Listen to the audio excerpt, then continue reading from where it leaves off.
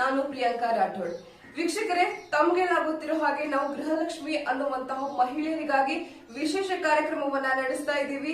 ಆ ಕಾರ್ಯಕ್ರಮದ 8ನೇ ಸಂಚಿಕೆಯಲ್ಲಿ ಇಂದು ನಮ್ಮೊಂದಿಗಿದ್ದಾರೆ ಸೌಭಾಗ್ಯ ಅಶೋಕ್ ಕೋಪ್ ಅನ್ನುವಂತವರು. ಹೌದು, ಇವರು ಶಾಂತ ನರ್ಸಿಂಗ್ ಹೋಮ್ ಫರ್ಟಿಲಿಟಿ ಸೆಂಟರ್ ನ ಅಡ್ಮಿನಿಸ್ಟ್ರೇಟರ್ ಹಾಗೂ ಗೋಕಾಕ್ ನಲ್ಲಿರುವಂತಹ IMA ಲೇಡೀಸ್ ಕ್ಲಬ್ ನ ಮೆಂಬರ್ ಕೂಡ ಹೌದು. ಇವರ ಬಗ್ಗೆ ಹೇಳ್ಬೇಕು ಅಂತ ಅಂದ್ರೆ ಇಷ್ಟೆಲ್ಲ ಒಂದು ಜವಾಬ್ದಾರಿಯುತ ಮಹಿಳೆಯಾಗಿಯೂ ಕೂಡ ಪ್ರತಿದಿನ ಕೂಡ ಒಂದು ಪೂಜಾ ಕಾರ್ಯಗಳನ್ನ ನಡೆಸದೆ ಪೂಜಾ ಪುರಸ್ಕಾರಗಳನ್ನ ಮುಗಿಸದೆ ಅವರು ಮನೆಯಿಂದ ಆಚೆ ಹೊರಡೋದಿಲ್ಲ. ಇವಾಗಿನ ಬಿಸಿ ಶೆಡ್ಯೂಲ್ ನಲ್ಲಿ ಪ್ರತಿಯೊಬ್ಬ ಮಹಿಳೆಯರ ಕಂಪ್ಲೇಂಟ್ ಏನಾಗಿರುತ್ತೆ ಅಂತ ಅಂದ್ರೆ ನಮ್ಗೆ ಸಮಯನೇ ಸಿಕ್ಕೋದಿಲ್ಲ ಪೂಜೆ ಮಾಡೋದಕ್ಕೆ ಅಥವಾ ಈ ರೀತಿ ಆಚಾರ ವಿಚಾರಗಳನ್ನ ಪಾಲನೆ ಮಾಡೋದಕ್ಕೆ ಅಥವಾ ಮುಂದುವರಿಸ್ಕೊಂಡು ಹೋಗೋದಕ್ಕೆ ನಮ್ಗೆ ಸಮಯ ಸಿಕ್ಕೋದಿಲ್ಲ ಅಂತ ಹೇಳ್ತಾರೆ. ಬಟ್ ಇವರು ಹೇಳುವಂತದ್ದು ಏನು ಅಂತ ಅಂದ್ರೆ, ಪೂಜೆಗೆ ಅಂತ ಮಹತ್ವವನ್ನ ನೀವು ಕೊಟ್ರೆ ಖಂಡಿತವಾಗ್ಲೂ ಹೇಗಾದ್ರೂ ಮಾಡಿ ದಿನಕ್ಕೆ 20 ನಿಮಿಷದಿಂದ ಅರ್ಧ ಗಂಟೆವರೆಗೂ ದೇವರಿಗೆ ಅಂತ ಒಂದು ಸಮಯವನ್ನ ಎತ್ತಿಟ್ರೆ ಏನೆಲ್ಲ ಒಳ್ಳೇದಾಗುತ್ತೆ. ಪೂಜಾ ಅಂದ್ರೆ ಏನು, ಯಾವ್ದನ್ನ ಯಾವ ರೀತಿ ಮಾಡ್ಬೇಕು, ಹೇಗೆಲ್ಲ ತಯಾರಿನ ನಡ್ಸ್ಕೊಬೇಕು, ಸಾಕಷ್ಟು ವಿಚಾರಗಳ ಬಗ್ಗೆ ನಮ್ಮೊಂದಿಗೆ ಚರ್ಚೆ ಮಾಡಿದ್ದಾರೆ. ಅಂದ್ರೆ ದೀಪಗಳನ್ನ ಬೆಳಗೋದ್ ಮೂಲಕ ಆಗಿರ್ಬೋದು, ನೈವೇದ್ಯಗಳ ಬಗ್ಗೆ ಆಗಿರ್ಬೋದು, ಅಥವಾ ಪೂಜೆಗೆ ಏನೆಲ್ಲ ಸಾಮಗ್ರಿಗಳನ್ನ ಎತ್ತಿಟ್ಕೊಬೇಕು ಅನ್ನೋದ್ರ ಬಗ್ಗೆ, ಅಂದ್ರೆ ಒಂದು ಗೃಹಿಣಿಯರ ಬಗ್ಗೆ ಸ್ಪೆಸಿಫಿಕ್ ಆಗಿ ಗೃಹಿಣಿಯರ ಬಗ್ಗೆನೂ ಮಾತನಾಡಿದ್ದಾರೆ.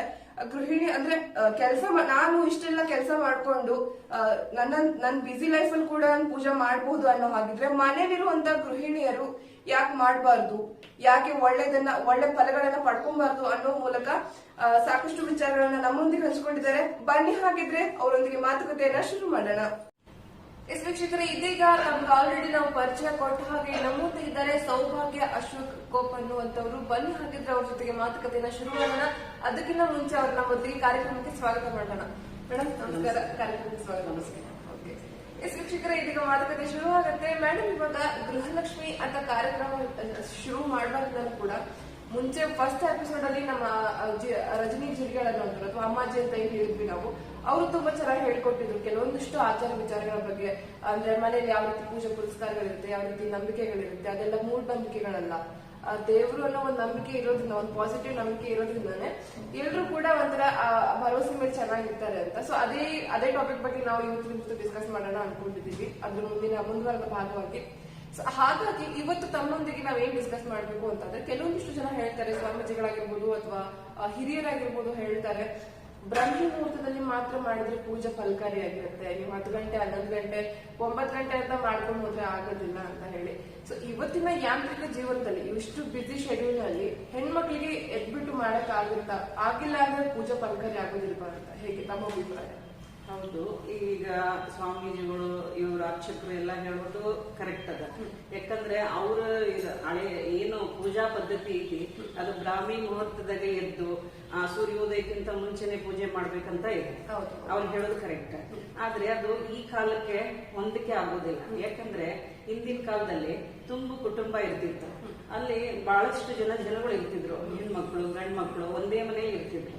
ಅಲ್ಲಿ ಒಬ್ರು ಮಗುಗೆ ತಯಾರು ಮಾಡೋರು ಇರ್ಬೋದು, ಒಬ್ರು ಅಡಿಗೆ ಮಾಡೋರು ಇರ್ಬೋದು, ಒಬ್ರು ಪೂಜೆ ಮಾಡೋದು, ಹಿಂಗೆ ಹಂಚ್ಕೊಂಡು ಕೆಲಸ ಮಾಡ್ತಾ ಇದ್ದಾರೆ.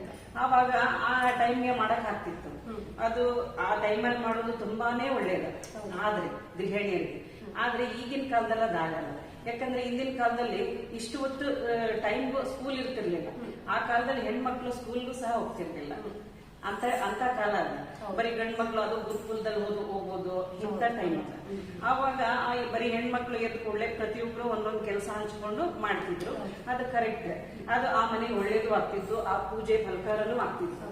ಆದ್ರೆ ಈಗಿನ ಕಾಲದಲ್ಲಿ ಅದು ಹಾಗಲ್ಲ. ಯಾಕಂದ್ರೆ ಗಂಡನು ಹೆಣ್ಣನ್ನು ಸಮನಾಗಿ ದುಡಿತಾರೆ, ಸಮನಾಗಿ ಗಳಿಸ್ತಾರೆ, ಸಮನಾಗಿ ಕೆಲಸ ಮಾಡ್ತಾರೆ, ಈಕ್ವಲ್. ಮತ್ತೆ ಆ ಟೈಮಲ್ಲಿ ಅವರು ಸಂಸಾರನೂ ತಗೊಂಡೋಗ್ಬೇಕು, ಫ್ಯಾಮಿಲಿ ನಡೆಸ್ಕೊಂಡು ಹೋಗ್ಬೇಕು. ಆ ಟೈಮ್ಗೆ ಮಕ್ಕಳಿಗೆದ್ದು ಈಗ ಸ್ಕೂಲ್ 8:30 9 ಗಂಟೆ ಒಳಗಿಲ್ಲ. ಅಷ್ಟರಲ್ಲಿ ಅವಳು ಆ ಮಕ್ಕಳಿಗೆ ತಿಂಡಿ ರೆಡಿ ಮಾಡ್ಬೇಕು, ಫಸ್ಟ್ ಸ್ಕೂಲಿಗೆ ರೆಡಿ ಮಾಡ್ಬೇಕು, ತಿಂಡಿ ಮಾಡ್ಬೇಕು, ಡಬ್ಬಿ ಕಟ್ಬೇಕು, ಗಂಡನಿಗೆ ಆಫೀಸ್ಗೆ ಹೋಗುವಷ್ಟಲ್ಲಿ ರೆಡಿ ಮಾಡ್ಬೇಕು. ಇಷ್ಟೆಲ್ಲ ಮಾಡಿ ಅವಳು ಅಷ್ಟು ಮಾಡೋದ್ಗೆನೆ 10 ಗಂಟೆ ಆಗ್ಬಿಡುತ್ತೆ. ಆ 10 ಗಂಟೆ ಆದಾಗ ಇವ್ರದೆಲ್ಲ ಮುಗಿದ ಮೇಲೆ ಅವಳ ಕೆಲಸ ಶುರು ಆಗುತ್ತೆ. ಅವಳ ಸ್ನಾನ, ಅವಳ ತಿಂಡಿ, ಅವಳ ಪೂಜೆ, ಹಿಂಗೆ ಹೀಗಿರುವಾಗ ನಾವು ಬ್ರಾಹ್ಮಿ ಮುಹೂರ್ತದಲ್ಲೇ ಮಾಡ್ಬೇಕು, ಮತ್ತೆ ಸೂರ್ಯೋದಯಕ್ಕಿಂತ ಮುಂಚೆನೆ ಮಾಡ್ಬೇಕು. ಆ ಪೂಜೆ ಅಷ್ಟೇ ಫಲಕಾರಿಯಾಗುತ್ತೆ. ಇಲ್ಲದೆ ಇದ್ರೆ ಆಗೋದಿಲ್ಲ ಅಂತ ಹೇಳಿ ಈಗೇನ್ ಮಾಡೋದು, ಹಂಗ್ ಮಾಡಕ್ ಆಗೋದಿಲ್ವಲ್ಲ ಅಂತ ಬಿಟ್ಬಿಡೋದು. ಅಥವಾ ಈ ಪೂಜೆ ಮಾಡಿದ್ರೇನೆ ಚಲೋ ಆಗುತ್ತಾ, ಪೂಜೆ ಮಾಡಿದ್ರೇನೆ ಒಳ್ಳೇದಾಗುತ್ತಾ ಅಂತ ತಿಳ್ಕೊಂಡು ಪೂಜೆ ಮಾಡದೇನೆ ಬಿಟ್ಬಿಡೋದು ಸರಿಯಲ್ಲ. ನಿರ್ಮಲವಾದ ಮನಸ್ಸಿಂದ ಭಕ್ತಿಯಿಂದ ನಾವು ಯಾವ ಟೈಮಲ್ಲಿ ಮಾಡಿದ್ರು ಆ ಪೂಜೆ ದೇವ್ರಿಗೆ ಸಲ್ಲುತ್ತೆ. ಆ ಪೂಜೆ ದೇವ್ರಿಗೆ ಇಷ್ಟ ಆಗುತ್ತೆ. ಓಕೆ, ಸರಿ ಸರಿ. ಸೊ ಒಟ್ಟಾರೆ ನಾವು ಹೇಳೋದೇನು ಅಂತಂದ್ರೆ ಕೇವಲ ಬ್ರಹ್ಮಿ ಮುಹೂರ್ತ ಮಾತ್ರ ಅಲ್ಲದೆ ನಾವು ಶುದ್ಧ ಮನಸ್ಸಿನಿಂದ ಯಾವ ಕಾಲದಲ್ಲಿ ಪೂಜೆ ಮಾಡಿದ್ರು ಕೂಡ ಅದು ಬ್ರಹ್ಮಿ ಮುಹೂರ್ತದಲ್ಲಿ ಮಾಡಿದಷ್ಟು ಪವಿತ್ರವಾಗಿರುತ್ತೆ. ಖಂಡಿತವಾಗ್ಲೂ ಇದು ಒಪ್ಕೊಳ್ಳುವಂತ ಮಾತೆ. ಹಾಗಾದ್ರೆ ಮೇಡಮ್, ಇವಾಗ ಪೂಜೆ ಮಾಡೋದು ಅಂತ ಫಿಕ್ಸ್ ಆದ್ವಿ. ಇವಾಗ ನಮ್ಗೆ ಗೊತ್ತಿರಲ್ಲ ಕೆಲವೊಂದು ಪೂಜಾ ವಿಧಿವಿಧಾನಗಳು. ಪೂಜೆ ಅಂದ ತಕ್ಷಣ ಎಲ್ಲರೂ ಅಯ್ಯೋ ಎವ್ರಿಡೇ ನಾವು ನೈವೇದ್ಯ ಮಾಡ್ಬೇಕು, ಎವ್ರಿಡೇ ಧೂಪ ದೀಪ ಹಾಕ್ಬೇಕು, ಆಮೇಲೆ ಎವ್ರಿಡೇ ನಾವು ಹೂನ ಹಾಕ್ಲೇಬೇಕು ಕಂಪಲ್ಸರಿ ಅಂತ ಈ ರೀತಿಯೆಲ್ಲ ಇರುತ್ತೆ. ಸೊ ತಾವು ಏನ್ ಹೇಳ್ತೀರಾ? ತಾವು ಕೂಡ ಒಬ್ಬ ಗೃಹಿಣಿ ಹೌದು, ಹಾಗೆ ಒಂದು ಬಿಸಿ ಲೈಫ್ ಅಲ್ಲಿ ಕೂಡ ತಮ್ದು ಒಂದು ಬಿಸಿ ಲೈಫ್ ಅಂತ ಇದ್ದೇ ಇದೆ ಖಂಡಿತವಾಗ್ಲು. ಸೊ ಹೀಗಿರ್ಬೇಕಾದ್ರೆ ತಾವು ಯಾವ ರೀತಿ ಮ್ಯಾನೇಜ್ ಮಾಡ್ತೀರಾ? ಪ್ರತಿದಿನದ ಪೂಜೆನ ತಾವು ಹೇಗೆ ಮಾಡ್ತೀರಾ? ನಾವು ಹೇಗ್ ಮಾಡೋದಂದ್ರೆ, ಈಗ ನೋಡಿ, ಫಸ್ಟ್ ಕಾಯಕವೇ ಕೈಲಾಸ ಅಂತ ಬಸವಣ್ಣವರೇ ಹೇಳಿದ್ದಾರೆ. ಹಂಗೆ ಹೇಳ್ಬೇಕು. ಫಸ್ಟ್ ಮನೆ ಕೆಲಸನೇ ಮುಗಿಬೇಕು, ಮಕ್ಕಳದ್ದು ಗಂಡಂದು ಎಲ್ಲ ಆಗ್ಬೇಕು. ನಮ್ ಟೈಮ್ ಯಾವ್ದಿದೆ ನೋಡ್ಕೋಬೇಕು. ನಾವು ಪ್ರತಿ ದಿವಸ ನಮ್ಗೆ ಆದಂತ ಒಂದು 20-30 ನಿಮಿಷ ಆದ್ರೂ ದೇವರ ಸಲುವಾಗಿ ನಾವು ಮೀಸಲಿಟ್ಕೋಬೇಕು. ಆ ಮೀಸಲಿಟ್ಕೋಬೇಕಾದ್ರೆ ಈಗ ಪ್ರತಿಯೊಂದು ಹೇಳ್ತೇವೆ, ಒಂದು ಪೂಜೆ ಮಾಡ್ಬೇಕಂದ್ರೆ ಅದಕ್ಕೆ ಧೂಪ ದೀಪ ನೈವೇದ್ಯ ಇಲ್ಲದೆ ಆ ಪೂಜೆ ಪೂರ್ಣ ಆಗಲ್ಲ ಅಂತ ಹೇಳ್ತಾರೆ. ಅದ ನಾವು ಹಾಗಂತ ಹೇಳಿ ಪ್ರತಿನಿತ್ಯ ಭಕ್ಷ್ಯ ಭೋಜನನೇ ಮಾಡ್ಬೇಕು, ಆಮೇಲೆ ತಿಂಡಿ ತೀರ್ಥನೇ ತಂದಿಡ್ಬೇಕು ಅಂತ ಏನು ನಿಯಮ ಇಲ್ಲ. ನಮ್ಮ ಮನೆಯಲ್ಲಿ ಇದ್ದಂತ ವಸ್ತುಗಳಿಂದ, ನಾವು ಉಪಯೋಗ ಮಾಡುವಂತ ವಸ್ತುಗಳಿಂದನೇ ದೇವರಿಗೆ ನೈವೇದ್ಯ ಮಾಡಬಹುದು, ಧೂಪ ದೀಪ ಹಚ್ಚಬಹುದು. ಆದ್ರೆ ಅದ ನಿಯಮಬದ್ಧವಾಗಿ ತಿಳ್ಕೊಂಡು ಮಾಡಿದ್ರೆ ತುಂಬಾ ಒಳ್ಳೆಯದು. ಆಮೇಲೆ ನಮ್ಗೆ ಸಮಯ ಕಡಿಮೆ ಇದೆ, ಆ ಸಮಯದಲ್ಲಿ ಹೇಗೆ ಪೂಜೆ ಮಾಡೋದು ಅದನ್ನ ನಾವು ಫಸ್ಟ್ ತಯಾರು ಮಾಡ್ಕೋಬೇಕು. ಸೊ ಇವಾಗ ತಾವು ಹೇಳಿದ್ರಿ ನಮ್ಮ ಮನೆಯಲ್ಲಿ ಇರುವಂತಹ ಪ್ರತಿ ಸಾಮಾನುಗಳಿಂದಾನೇ ನಾವು ಪ್ರತಿದಿನ ನಾವೇನ್ ಸೇವಿಸ್ತೀವಿ ಅಥವಾ ನಾವೇನ್ ಯೂಸ್ ಮಾಡ್ತೀವಿ ಅದೇ ಸಾಮಾನುಗಳಿಂದ ನಾವು ದೇವರಿಗೆ ನೈವೇದ್ಯವನ್ನು ಕೊಡಬಹುದು ಅಂತ. ಕೆಲವೊಬ್ರು ಪ್ರತಿಪಾದ ಏನ್ ಮಾಡ್ತಾರೆ ಅಂತ ಅಂದ್ರೆ ಮಡಿ ಮೈಲಿಗೆ ಅಂತ ಇರ್ಬೇಕು, ದೇವರಿಗೆ ಅಂತ ಸಪರೇಟ್ ಆಗಿ ತೆಗ್ದಿಟ್ಟಿರ್ಬೇಕು, ಹಾಗೆ ಹೀಗೆ ಇರ್ತಲ್ಲ. ಸೊ ಆ ತರ ಏನಾದ್ರು ಮೇಂಟೈನ್ ಮಾಡ್ಬೇಕಾ? ಅದೇ ಹೇಳಿದ್ನಲ್ಲ ನಾನು, ಅದು ಮನೆಯಲ್ಲೇ ಅಂತ ಇರೋರು ಆ ತರ ಮಾಡ್ಬೋದು. ಮಡಿ ಮೈಲಿಗೆ ಮತ್ ದೇವರಿಗೆ ಅಂತ ಪ್ರತ್ಯೇಕವಾಗಿ ಅಡಿಗೆ ಮಾಡುವುದು ಅದೆಲ್ಲ ಮಾಡ್ಬೋದು. ನಾವು ಬಿಸಿ ಲೈಫ್ ಅಂದ್ರೆ ನಾವು ಜಾಬ್ ಹೋಗ್ತೀವಿ, ನಾವು ಫ್ಯಾಮಿಲಿ ನಡೆಸ್ತೀವಿ, ನಾವು ಮಕ್ಕಳು ನೋಡ್ತೀವಿ. ಹಂಗಿರುವಾಗ ನಾವು ದೇವರಿಗೆ ಅಂತ ಪ್ರತ್ಯೇಕವಾಗಿ ದಿನ ಮಾಡ್ತಾ ಇಟ್ಕೊಳಕ್ ಆಗಿಲ್ಲ. ಹಾಗಾಗಿ ದೇವರಿಗೆ ಅಲ್ಲ ಹೇಳಿದ್ನಲ್ಲ, ದೇವ್ನ ಹಬ್ಬದ ಅಡಿಗೆ ಬೇಕಂತ ಏನು ಇಲ್ಲ. ನಾವು ಉಪಯೋಗ ನಾವು ಪ್ರತಿ ದಿವಸ ನೋಡಿ ನಮ್ಮ ಮನೆಯಲ್ಲಿ ಹಣ್ಣುಗಳು ತರ್ತೀವಿ, ಹಾಲಿರುತ್ತೆ, ಮೊಸರಿರುತ್ತೆ, ಡ್ರೈ ಫ್ರೂಟ್ಸ್ ಇರ್ತಾವ. ದೇವರಿಗೆ ಯಾವ್ದು ಆ ಟೈಮಲ್ಲಿ ನನಗೆ ಯಾವ ಮನಸ್ಸಿಗೆ ಬರುತ್ತೆ ಅದನ್ನ ದೇವರಿಗೆ ಇಟ್ಟು ನೈವೇದ್ಯ ಮಾಡಿದ್ರೆ ಅದಕ್ಕೂ ದೇವರಿಗೆ ಇಷ್ಟ ಆಗುತ್ತೆ. ಮೇನ್ ನಾವು ಪೂಜೆ ಮಾಡ್ಬೇಕಂತ ಮನಸ್ಸಲ್ಲಿ ಬರ್ಬೇಕು, ಅದೇ ಮುಖ್ಯ ದೇವರಿಗೆ. ಖಂಡಿತ ಖಂಡಿತ. ಎಸ್ ವೀಕ್ಷಕರೇ, ಅವ್ರು ಹೇಳ್ತಾ ಇರೋದೇನು ಅಂತ ಅಂದ್ರೆ ಮೊದಲು ನಿಮ್ಮ ಸಂಕಲ್ಪ ಮುಖ್ಯ, ಶುದ್ಧವಾದ ಮನಸ್ಸು ಮುಖ್ಯ, ಜೊತೆಗೆ ಮನೇಲಿ ಏನಿರುತ್ತೆ ಅದನ್ನ ತಾವು ಫಸ್ಟ್ ಅಂದ್ರೆ ಒಳ್ಳೆ ಮನಸ್ಸಿನಿಂದ ತಯಾರು ಮಾಡಿ ದೇವ್ರಿಗೆ ಏನೇ ಅರ್ಪಿಸಿದ್ರು ಕೂಡ ಖಂಡಿತವಾಗ್ಲೂ ದೇವ್ರ ತೃಪ್ತನಾಗ್ತಾನೆ, ಖಂಡಿತವಾಗ್ಲೂ ಪೂಜೆ ಸಲ್ಲುತ್ತೆ ಅನ್ನುವಂಥದ್ದು ಅವ್ರ ಮಾತಾಗಿದೆ. ತುಂಬಾ ಇಂಟ್ರೆಸ್ಟಿಂಗ್ ಆಗಿದೆ, ಜೊತೆಗೆ ತುಂಬಾ ಸರಳವಾದ ವಿಧಾನಗಳನ್ನ ನಾವು ಹೇಳ್ತಾ ಹೋಗ್ತಾ ಇದ್ದಾರೆ. ಮಾತುಕತೆನ ಮುಂದುವರ್ಸೋಣ ಸೌಭಾಗ್ಯ ಕೋಪ್ ಮೇಡಮ್ ಜೊತೆಗೆ. ಅದಕ್ಕೂ ಮುಂಚೆ ಒಂದು ಪುಟ್ಟ ವಿರಾಮದ ನಂತರ ಕಾರ್ಯಕ್ರಮಕ್ಕೆ ಮತ್ತೊಮ್ಮೆ ಸ್ವಾಗತ. ವೀಕ್ಷಕರೇ, ನಮ್ಮೊಂದಿಗಿದ್ದಾರೆ ಸೌಭಾಗ್ಯ ಅಶೋಕ್ ಕೋಪ್ ಅನ್ನುವಂಥವ್ರು. ಗೃಹಲಕ್ಷ್ಮಿ ಬಗ್ಗೆ, ಗೃಹಿಣಿಯರ ಬಗ್ಗೆ ಅಂದ್ರೆ ಇವಾಗಿನ ಕಾಲದ ಗೃಹಿಣಿಯರ ಬಗ್ಗೆ ಮಾತನಾಡ್ತಾ ಇದ್ದಾರೆ. ಗೃಹಿಣಿಯರ ಬಗ್ಗೆ ಆಗಿರ್ಬೋದು ಅಥವಾ ಕೆಲ್ಸಕ್ಕೆ ಹೋಗ್ತಾ ಇರೋಂಥವ್ರಿಗೂ ಕೂಡ ಯಾವ ರೀತಿ ಪೂಜಾ ಪುರಸ್ಕಾರಗಳನ್ನ ಮಾಡ್ಬೇಕು, ಯಾವ ರೀತಿಯಾದಂತಹ ಕೆಲವೊಂದಿಷ್ಟು ನಿಯಮಗಳನ್ನ ಪಾಲನೆ ಮಾಡ್ಬೇಕು ಅಂದ್ರೆ ಕೆಲಸ ಮಾಡ್ತೀನಿ ಬಿಸಿ ಶೆಡ್ಯೂಲ್ ಅಲ್ಲಿ ನಾವು ಯಾವ ರೀತಿ ಪಾಲನೆಗಳನ್ನ ಮಾಡ್ಬೋದು ಅನ್ನೋದನ್ನ ತಿಳಿಸ್ಕೊಡ್ತಾ ಇದ್ದಾರೆ. ಬನ್ನಿ ಹಾಗಿದ್ರೆ ಅವ್ರ ಜೊತೆಗೆ ಮಾತುಕತೆನ ಮುಂದುವರ್ಸೋಣ. ಮೇಡಮ್, ಇವಾಗ ಪೂಜೆ ಮಾಡ್ಬೇಕು, ಇವಾಗ ಒಳ್ಳೆ ಮನಸ್ಸಿಂದ ಯಾವ ಟೈಮಲ್ಲಿ ಮಾಡಿದ್ರು ಆಯ್ತು ಅಂತೆಲ್ಲ ಹೇಳಿದ್ವಿ. ಪೂಜೆಗೆ, ಪ್ರತಿದಿನದ ಪೂಜೆಗೆ ಕೇಳ್ತಾ ಇದ್ದೀನಿ, ಯಾವ ರೀತಿ ತಯಾರಿಯನ್ನ ಮಾಡ್ಕೊಬೇಕು ಅಂತಂದ್ರೆ ಯಾವ ಸಾಮಾನುಗಳನ್ನ ಬಳಸಬಹುದು, ಅಥವಾ ಹೂಗಳಾಗಿರ್ಬೋದು, ನೈವೇದ್ಯಗಳಾಗಿರ್ಬೋದು, ಅಥವಾ ಕೆಲವೊಂದಿಷ್ಟು ಸುಗಂಧಗಳನ್ನ ಯೂಸ್ ಮಾಡ್ತಾರೆ. ಅದಕ್ಕೆ ಆ ತರ ಯಾವ ರೀತಿ ತಯಾರಿ ಮಾಡ್ಕೊಂಡ್ರೆ ಚಿಕ್ಕದಾಗಿ ಚೊಕ್ಕದಾಗಿ ಯಾವ ರೀತಿ ನಾವು ಮೇಂಟೈನ್ ಮಾಡ್ಬೋದು ಅಂತ ಪ್ರತಿದಿನಕ್ಕೆ? ಅದೇ ನಾ ಹೇಳಿದ್ನಲ್ಲ, ಫಸ್ಟ್ ಈಗ ಮೊದಲು ಮನೆ ಕೆಲಸ ಮುಗಿಸ್ಬೇಕು. ಮನೆ ಕೆಲಸ ಮುಗಿಸಿ ಇವ್ರದೆಲ್ಲ ಮನೆದೆಲ್ಲ ಮುಗಿದ ಮೇಲೆ, ಗಂಡ ಮಕ್ಕಳು ಕಳಿಸಿದ ಮೇಲೆ ಫಸ್ಟ್ ತಾನು ಸ್ನಾನ ಮಾಡಿದಿಂದ ಶುರು ಮಾಡ್ಬೋದು. ಖಂಡಿತ. ಅವ್ರು ಯಾವುದೇ ಟೈಮ್ ಇರಲಿ, ಅವ್ರು ಸ್ನಾನಕ್ಕೆ ಹೋದ್ಲು ಅಲ್ಲಿಂದಾನೆ ಗಂಗೆ ಚೇಮನೆ ಅವ್ರಿಗೆ ಮಂತ್ರ ಬರದೇ ಇದ್ರೂ ಪರವಾಗಿಲ್ಲ, ನಾವು ಮಾಡ್ತಾ ಇರೋ ನೀರನ್ನೇ ಸ್ನಾನನೇ ಗಂಗಾ ಸ್ನಾನ ಮಾಡ್ತಾ ಇದ್ದೀನಿ ಅಂತ ಹೇಳ್ಕೊಂಡು ಅಲ್ಲಿಂದ ಶುದ್ಧವಾದ ಸ್ನಾನ ಮಾಡ್ಕೊಂಡು ಬರ್ತಾ ಇದ್ದೀನಿ ಅಂತ ಹೇಳಿ ಫಸ್ಟ್ ಮನಸ್ಸಿಂದ ಬಂದು ಅಲ್ಲಿ ದೇವರಿಗೆ ಫಸ್ಟ್ ನಾವು ಎಲ್ಲಕ್ಕಿಂತ ಮೊದಲು ಪ್ರತಿಯೊಂದು ಪೂಜೆ ಮಾಡ್ಬೇಕಾರೆ ಎಲ್ಲರಿಗೂ ಗೊತ್ತಿದೆ ಗಣಪತಿನ ನೆನೆಸ್ಬೇಕಂತ, ಅದು ಎಲ್ಲರಿಗೂ ಗೊತ್ತ. ಆಮೇಲೆ ಗಣಪತಿ ನಮಸ್ಕಾರ ಮಾಡ್ತಾರೆ, ಆಮೇಲೆ ಏನೈತಿ ಒಂದು ಧೂಪ ದೀಪ ಉದಿನ ಕಡ್ಡಿ ಹಚ್ಬಿಟ್ರೆ ಆಯ್ತಂತ ತಿಳ್ಕೊತಾರೆ. ಆದ್ರೆ ಹಾಗಿರೋದಿಲ್ಲ. ಅದ ಫಸ್ಟ್ ಗಣಪತಿನ ನೆನೆಸೋದು ಎಲ್ಲರಿಗೂ ಗೊತ್ತು, ಅದು ಫಸ್ಟ್ ಗಣಪತಿನ ಸ್ಮರಣೆ ಮಾಡ್ಬೇಕು. ಆಮೇಲೆ ನಮ್ಮ ಕುಲದೇವತೆ ಅಂತ ಇರುತ್ತೆ, ಪ್ರತಿಯೊಬ್ಬರಿಗೂ ಕುಲದೇವತೆ ಅಂತ ಇರುತ್ತೆ. ಅದಕ್ಕೆ ಎಲ್ಲಾ ದೇವ್ರನ್ನ ನೆನೆಸ್ಬೇಕು, ಅಷ್ಟು ಟೈಮ್ ಇರೋದಿಲ್ಲ.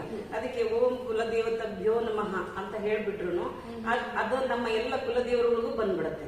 ಆ ದೇವ್ರನ್ನ ಸ್ಮರಣೆ ಮಾಡಂಗಾಯ್ತು. ನೆಕ್ಸ್ಟ್ ನಮ್ಮ ಓಂ ಗುರುಭ್ಯೋ ನಮಃ, ಎಲ್ಲಾ ಏನೇ ಒಂದು ಪೂಜೆ ಮಾಡ್ಬೇಕಾದ್ರು ಗುರುವಿನ ಆಶೀರ್ವಾದ ಬೇಕಂತ ಹೇಳ್ತಾರೆ. ಓಂ ಗುರುಭ್ಯೋ ನಮಃ ಅಂದ್ರೆ ಸಾಕು, ಒಂದು ಲೈನ್ ಅಂದ್ರೆ ಬೇಕಾದಷ್ಟು ಶ್ಲೋಕಗಳಿದಾವೆ. ಪ್ರತಿಯೊಂದು ದೇವರಿಗೂ ಪ್ರತಿಯೊಂದು ಗುರುಗಳಿಗೂ ಬೇಕಾದಷ್ಟು ಶ್ಲೋಕಗಳಿದಾವೆ, ಸ್ತೋತ್ರಗಳಿದಾವೆ. ಅದನ್ನೆಲ್ಲ ನಮ್ಗೆ ಹೇಳಕ್ ಟೈಮ್ ಇರಲ್ಲ, ಯಾಕಂದ್ರೆ ನಾವು ಬಿಸಿ ಲೈಫ್ ಅವರು. ನಾವು ಪೂಜೆನೂ ಬಿಡಬಾರ್ದು, ಅದ ನಿಯಮಬದ್ಧವಾಗೂ ಆಗ್ಬೇಕು. ಅದರಿಂದ ನಾವು ಓಂ ಗುರುಭ್ಯೋ ನಮಃ ಅಂತ ಹೇಳಿದ್ರು ಗುರುಗಳ ಸ್ಮರಣೆ ಮಾಡಿದಂಗ ಆಯ್ತು.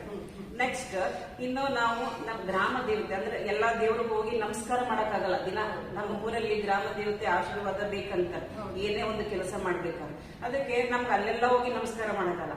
ಮನೆಯಲ್ಲೇ ನಾವ್ ಇದ್ದಲ್ಲೇ ಓಂ ಗ್ರಾಮ ದೇವತಭ್ಯೋ ನಮಃ ಅನ್ಕೊಂಡ್ರು ಆಯ್ತು, ಅದು ದೇವರಿಗೆ ಸೇರುತ್ತೆ. ಯಾಕಂದ್ರೆ ಇವ್ರ ಟೈಮ್ ಇಲ್ಲ ಅಂದ್ರೂ ಮಾಡ್ತಾ ಇದ್ದಾರೆ ಅಂತ ದೇವರಿಗೆ ಇಷ್ಟ ಆಗುತ್ತೆ. ನೆಕ್ಸ್ಟ್ ಇನ್ನ ಪ್ರತಿಯೊಬ್ಬ ಮನುಷ್ಯನಿಗೂ ಅವ್ರಿಗೆ ಅಂತ ಒಂದು ಇಷ್ಟವಾದ ದೇವ್ರಿರುತ್ತೆ. ಯಾಕೆ ಈಗ ಒಬ್ಬರಿಗೆ ಲಕ್ಷ್ಮಿ ಇಷ್ಟ ಇರ್ಬೋದು, ಒಬ್ಬರಿಗೆ ರಾಘವೇಂದ್ರ ಇಷ್ಟ ಇರ್ಬೋದು, ಹೀಗೆ ಒಬ್ಬೊಬ್ರಿಗೆ ಒಂದೊಂದು ದೇವ್ರಿಗೆ ಇಷ್ಟ ಇರುತ್ತೆ. ಓಂ ಇಷ್ಟ ದೇವತಭ್ಯೋ ನಮಃ ಅಂತ ಹೇಳ್ಬೇಕು. ಅಷ್ಟು ದೇವ್ರಿಗೆ ಹೇಳಿ ಆಮೇಲೆ ನಾವು ಪೂಜೆಗೆ ಅಂದ್ರೆ ಸ್ಮರಣೆ ಮಾಡ್ಕೊಂಡು ಹೋಗ್ಬೇಕು. ಆಮೇಲೆ ಯಾವ ರೀತಿ ಪೂಜೆ ಮಾಡೋದು ಅಂತ ನಾವು ಇದ್ ಮಾಡ್ಬೇಕು. ಫಸ್ಟ್ ಇಷ್ಟ ದೇವ್ರನ್ನ ನೆಲೆಸ್ಕೋಬೇಕು ನಾವು. ಆಮೇಲೆ ನಾವು ಪ್ರತಿಯೊಬ್ಬರು ದೇವ್ರ ಕಟ್ಟಿ ಮೇಲೆ ಅವ್ರಿಗೆ ಇಷ್ಟವಾದ ದೇವ್ರು, ಅವ್ರ ಮನೆ ದೇವ್ರು ಎಲ್ಲ ಇಟ್ಕೊಂಡಿರ್ತಾರೆ. ಆವಾಗ ಯಾವ ದೇವ್ರಿಗೆ ಯಾವ ಹೂ ಬೇಕು. ಈಗ ಹೂ ಅಂದ್ರೆ ಏನು, ಪೇಟೆಯಿಂದನೇ ತರಬೇಕು, ಮಾರ್ಕೆಟ್ ಇಂದಲೇ ತರಬೇಕು, ಇಷ್ಟೊಂದು ಹೂ ಏರಿಸ್ಬೇಕಂತೇನಿಲ್ಲ. ನಮ್ಮ ಗಾರ್ಡನ್ ದಲ್ಲೇ ನಮ್ಮ ಪಾಠದಲ್ಲೇ ಬೆಳೆದಂತ ಹೂವನ್ನ ನಾವು ತಗೊಂಡು ಅಂದ್ರೆ ಯಾವ ದೇವ್ರಿಗೆ ಯಾವ ಹೂ ಏರಿಸಿದ್ರೆ ಇಷ್ಟ ಆಗುತ್ತೆ ಅದ ತಿಳ್ಕೋಬೇಕು ನಾವು. ಅಷ್ಟ ಒಂದೇ ಹೂ ಏರಿಸಲಿ ದೇವರಿಗೆ. ಆದ್ರೆ ಕೆಲವೊಂದು ದೇವರಿಗೆ ಕೆಲವೊಂದು ಹೂ ಇಷ್ಟ ಆಗುದಿಲ್ಲ, ಕೆಲವೊಂದು ದೇವರಿಗೆ ಕೆಲವೊಂದು ಪತ್ರೆ ಇಷ್ಟ ಆಗುದಿಲ್ಲ. ಆದ್ರೆ ನಮ್ಗೆ ಗೊತ್ತಿಲ್ದೇನೋ ಈಗ ನಾವು ಪೂಜೆ ಮಾಡ್ತಿರ್ತೀವಿ. ನನ್ನ ಉದ್ದೇಶ ಏನಂದ್ರೆ ಅದೇ ಮೇನ್. ಈಗ ನಮ್ಗೆ ಗೊತ್ತಿಲ್ದೇನೋ ಪ್ರತಿಯೊಂದು ಮನೆಯಲ್ಲಿ ಪ್ರತಿಯೊಂದು ಹೆಣ್ಮಗಳು ಗೃಹಿಣಿನೂ ಪೂಜೆ ಮಾಡ್ತಿರ್ತಾಳೆ. ಅವಳಿಗೆ ಗೊತ್ತಿಲ್ದೋ ತಪ್ಪಾಗ್ತಿರ್ತಾವೆ. ಆ ತಪ್ಪಾದಾಗ ದೇವ್ರಿಗೆ ಇಷ್ಟ ಆಗಲ್ಲ. ನಾವು ಆತರ ಪೂಜೆ ಮಾಡಿದ್ರು ಅದು ನಮ್ಗೆ ಫಲಕಾರಿ ಆಗುದಿಲ್ಲ, ಅದರಿಂದ ತೊಂದರೆನೇ ಜಾಸ್ತಿ ಆಗುತ್ತೆ. ಅದು ಯಾವ ರೀತಿ ಮಾಡೋದಂತ ಮೊದಲು ತಿಳ್ಕೋಬೇಕು. ಅಂದ್ರೆ ಇವಾಗ ಕೆಲವೊಂದಿಷ್ಟು ಶ್ಲೋಕಗಳನ್ನು ಎಲ್ಲಾ ಮಂತ್ರಗಳು ಬರ್ತಾ ಇದ್ರು ಪರವಾಗಿಲ್ಲ, ಕೆಲವೊಂದಿಷ್ಟು ಗುರುಗಳನ್ನ ಅಂದ್ರೆ ಒಂದು ಲೈನ್ ಹೇಳಿದ್ರೆ ಸಾಕು, ಅದು ಪೂರ್ತಿ ಆ ದೇವರು ನೆನೆಸಿದಂಗ ಆಯ್ತ. ನಾವೇನು ಗುರುಗಳಲ್ಲ, ಸ್ವಾಮೀಜಿಗಳಲ್ಲ. ಈಗ ಆ ಮನೆಯಲ್ಲೇ ಇದ್ದಾಳೆ ಗೃಹಿಣಿ, ಬೆಳಗ್ಗೆ ಸಂಜೆ ತಕ್ಕ ಅಂದ್ರೆ ಪೂರ್ತಿಯಾಗಿ ಅವಳು ಹೇಳ್ತಾಳೆ ಅಂದ್ರೆ ತುಂಬಾನೇ ಒಳ್ಳೇದು. ಆದ್ರೆ ನಮ್ಗಷ್ಟು ಟೈಮ್ ಇಲ್ಲ, ಅಷ್ಟು ಓದಕ್ ಆಗಲ್ಲ, ನಮ್ಗಷ್ಟು ಹೇಳಕ್ ಆಗಲ್ಲ. ಅದಕ್ಕೆ ನಾವು ಒಂದು ಲೈನ್ ಅಲ್ಲೂ ಹೇಳ್ಬೋದ. ಆ ಹೇಳಿದಾಗ ದೇವರನ್ನ ಸ್ಮರಿಸಿದಂಗ ಆಯ್ತು, ನಾವು ಎಲ್ಲಾ ದೇವರನ್ನ ಸ್ಮರಿಸಿದಂಗ ಆಯ್ತು. ಸರಿ ಮೇಡಮ್, ಇವಾಗ ತಾವು ಹೇಳ್ತಾ ಇದ್ವಿ ಕೆಲವೊಂದಿಷ್ಟು ದೇವರುಗಳಿಗೆ ಕೆಲವೊಂದಿಷ್ಟು ಹೂಗಳಾಗೋದಿಲ್ಲ, ಕೆಲವೊಂದಿಷ್ಟು ಪತ್ರೆಗಳಾಗೋದಿಲ್ಲ ಅಂತ. ಅದನ್ನ ವಿವರವಾಗಿ ತಿಳಿಸಬಹುದು ನಮ್ಮ ವೀಕ್ಷಕರಿಗೆ, ಅಂದ್ರೆ ಯಾವ ದೇವರಿಗೆ ಯಾವ ಪತ್ರೆ ಹಾಕ್ಬಾರ್ದು ಅಥವಾ ಯಾವ ಹೂ ಹಾಕ್ಬಾರ್ದು ಅಂತ. ಉದಾಹರಣೆಗೆ ಈಗ ಗಣಪತಿಗೆ ತುಳಸಿ ಇಷ್ಟ ಆಗೋದಿಲ್ಲ, ಅದು ಎಷ್ಟೊಂದ್ ಜನ ಗೊತ್ತಿರೋದಿಲ್ಲ. ಪತ್ರೆ ಅಂತ ಹೇಳಿ ತುಳಸಿನೂ ಹೇರಿಸ್ತಾರೆ. ಅದೇ ರೀತಿ ಶಿವನಿಗೆ ಕೆಂಪು ಹೂಗಳು ಇಷ್ಟ ಆಗುದಿಲ್ಲ. ಆಮೇಲೆ ಎಲ್ಲದಕ್ಕಿಂತ ಮೇನ್ ಅಂದ್ರೆ ಸಂಪಿಗೆ ಹೂವು, ಕೇದಿಗೆ ಹೂವು ಅಂದ್ರೆ ಶಿವನಿಗೆ ಇಷ್ಟ ಆಗುದಿಲ್ಲ. ಆದ್ರೆ ಜನಕ್ಕೆ ಗೊತ್ತಿರೋದಿಲ್ಲ. ಸೀಸನಬಲ್ ಇದ್ದಾಗ ಸಿಕ್ತಂತ ಹೇರಿಸ್ತಾರೆ, ಅದು ಹೇರಿಸಬಾರ್ದು. ಅದು ಹೇರಿಸಿ ಈಗ ನಾವೇ ಆಗ್ಲಿ ನಮ್ಗೊಂದು ಇಷ್ಟ ಇದ್ದ ಪದಾರ್ಥ ಕೊಟ್ರೆ ನಮ್ಗೆ ಇಷ್ಟ ಆಗತ್ತ, ಬೇಜಾರಾಗತ್ತೆ. ಆ ತರ ಅಂದ್ರೆ ಆ ದೇವ್ರಿಗೆ ಇಷ್ಟ ಆಗಲ್ಲ, ಅದನ್ನ ನಾವು ಮಾಡಬಾರ್ದು. ಅಲ್ಲಿ ನೆಗೆಟಿವ್ ಎನರ್ಜಿ ಬರುತ್ತೆ. ನಾವು ಪೂಜೆ ಮಾಡೋದು ಯಾಕೆ, ಪಾಸಿಟಿವ್ ಎನರ್ಜಿ ನಮ್ಗೆ ಒಳ್ಳೇದಾಗ್ಲಿ, ನಮ್ಮ ಮನೆಗೆ ಒಳ್ಳೇದಾಗ್ಲಿ ಅಂತ ಮಾಡೋದು. ಅದಕ್ಕೆ ಅದನ್ನ ತಿಳ್ಕೊಂಡು ಮಾಡೋದ್ರಿಂದ ತುಂಬಾನೇ ಒಳ್ಳೇದು. ಓಕೆ ಮೇಡಮ್, ಇವಾಗ ಹೂಗಳಾಯ್ತು, ಪತ್ರೆಗಳಾಯ್ತು, ಇವಾಗ ನೆಕ್ಸ್ಟ್ ದೇವರುಗಳಿಗೆ ಇಂಥದ್ದೇ ನೈವೇದ್ಯ ಮಾಡ್ಬೇಕು ಅಂದ್ರೆ ಕೆಲವೊಂದು ದೇವರುಗಳಿಗೆ ಕ್ಷಮಿಸಿ ಇಂಥದ್ದೇ ಅಭಿಷೇಕಗಳು ಮಾಡ್ಬೇಕು ಅಂತ ಇರುತ್ತೆ.